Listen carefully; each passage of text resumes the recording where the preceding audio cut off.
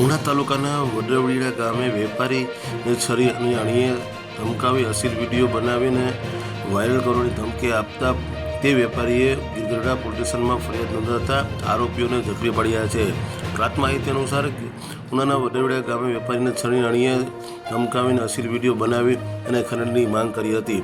આ video viral કરવાની ધમકી આપતા 30 લાખની ખંડણી માંગી અને પોલીસે ફરિયાદ નોંધી અને 4 શખ્સોને ગીરગઢડા પોલીસે ઝડપી પાડી અને તેના પર કાયદેસરની કાર્યવાહી કરી છે. ત્યારે ઉના તાલુકાના દરેક સમાચાર તથા લોકલ સમાચાર જોવા માટે અમારી ઉના ન્યૂઝ ચેનલને સબસ્ક્રાઈબ કરો.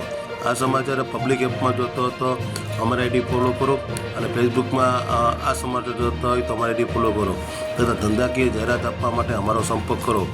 ધન્યવાદ.